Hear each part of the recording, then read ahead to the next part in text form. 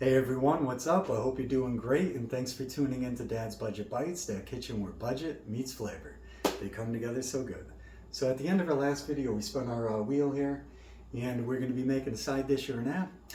So what we're going to be cooking up today is actually a double whammy. It's going to be a toasted crostini along with guacamole.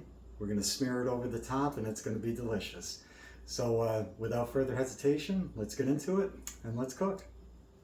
So here's what we're going to be using today to put together this app, but it really works as a side dish too. It can kind of go either way.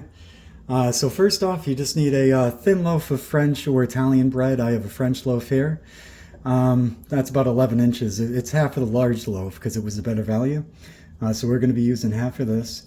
And then I have some olive oil mixed with salt, pepper, and some dried parsley. So that's good to go, and that's all you need for the toasted crostini. As far as the guacamole dip, we have 2 avocados. We have a medium clove of garlic that I pre-minced up. And then some fresh lime juice. And then I have about 2/3 of a small onion and 1 small tomato. And those are both diced up and ready to go as well. So the first thing you want to do is preheat your oven. So I got the oven going at 375. You want to do it anywhere from 350 to 400, depending on how hot your oven gets and how quick you want to toast the bread. So I'm doing 375. And then while that's warming up, you want to slice your bread. So you want to get it between 1/4 inch and 1/2 inch ideally. You know, obviously you're not going to break out a measuring tape or something to measure each slice, but in that range. I'm going to do mine right in the middle, so about 1/3 of an inch hopefully. So you get that sliced.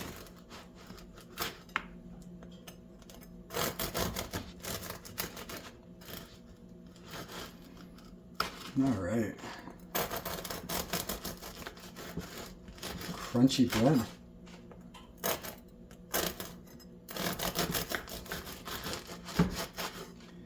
All right.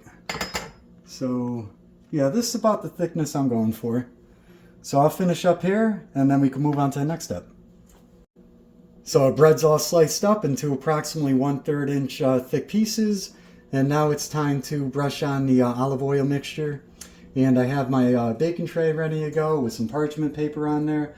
I like using the parchment paper because it just makes cleanup easier. So now, maybe give that a little mix. And now it's time to brush these. You don't need much, or you could just skip this step altogether and just toast the bread normally. Or if you added some garlic powder or garlic salt, that would be great too.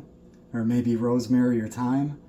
You know, cooking is all about, you know, trying new things and doing what works best for you, you know, to your taste preference.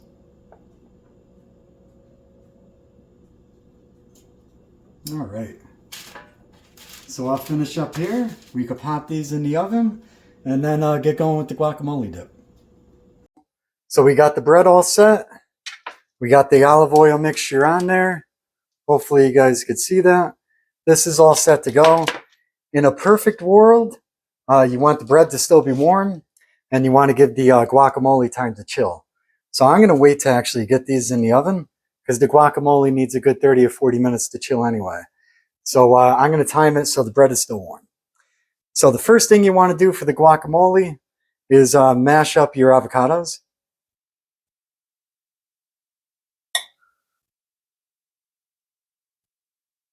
I find that a fork works decently well. This is a little time consuming. Oh, and by the way, the only way I know to deep hit and peel an avocado is a very messy process where my fingers and my hands get all green and sticky. So if anyone at home knows of a better process to get that dang peel off, I'm all ears. I would love to hear it. So I'm going to keep mashing away at this, and I'll get back to you once we're all set with this. And then it's going to be time to add the tomatoes, the onion, and the garlic. All right, everyone. So I've been working hard for you all, mashing away. Probably took about 6, 7, maybe even 8 minutes to get it to the consistency I wanted. So that's all mashed up, and now it's time to mix in the tomatoes So we could just put those in. Thankfully, the hard part's done. The mashing's done. Now we got the onions.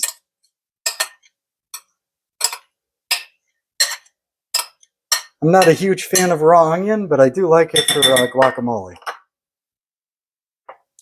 And then the garlic. So again, that's about one medium clove, diced up, minced up.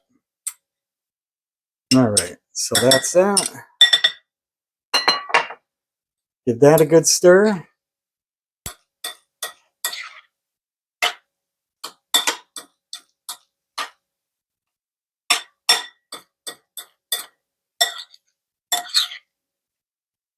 All right. Looking good. Looking good. It's looking like guacamole. Yeah, it is a little messy to make. Now I understand why it's so expensive at restaurants. Definitely a great deal cheaper making this at home. And it's pretty fun. All right, so lastly, you want to do the lime juice. This is probably about a tablespoon worth of lime juice. Maybe a little bit under a tablespoon. So that's in there. And the lime juice works great because that's what it doesn't prevent the avocado from browning, but it helps, it makes it stay green longer. So that's in there. If you want to add salt or pepper, totally optional. I'm just going to do a tiny bit of pepper. A little bit of salt. Mix, mix, mix. I have a habit of things falling out. All right.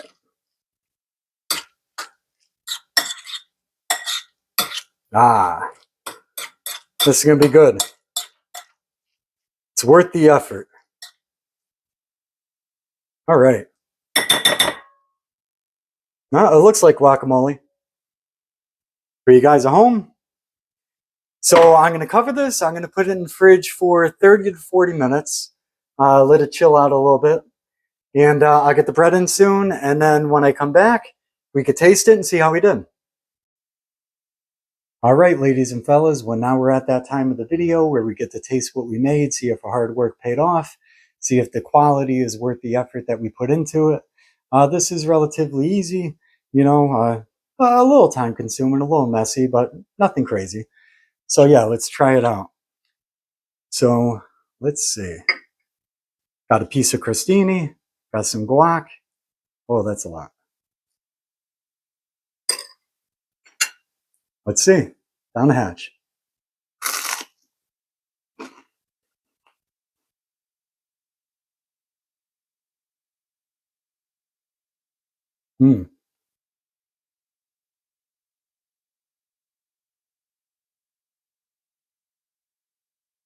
Wow. Very good.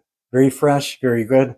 The bread came out nice and crispy. That's what you're looking for. It's still soft on the inside, crispy on the outside. Perfect. That's the way I like it. So I ended up doing about 7.5 minutes on 375. It took a minute longer than I thought it would, but yeah, 7.5 minutes, 375. Every oven's a little different, so it might vary. But yeah, so good. The guacamole and everything, or the avocado I meant to say, and everything that went into it. And then the crunch from the bread and the flavor from the olive oil. Just very good. Try this at home. Let me know what you think. If you order this out, I'm assuming that you probably save a good 75% anyway, maybe 70% by making this at home. So yeah, give it a shot. Let me know what you think. But this came out great.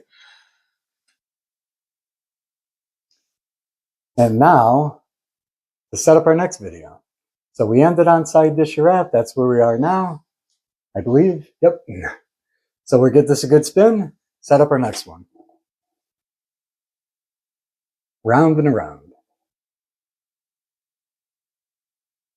What's that? Breakfast. So we're going to be making something good for breakfast next time. Be sure to tune in for that. If you enjoyed this video, please hit that thumbs up. I do appreciate it.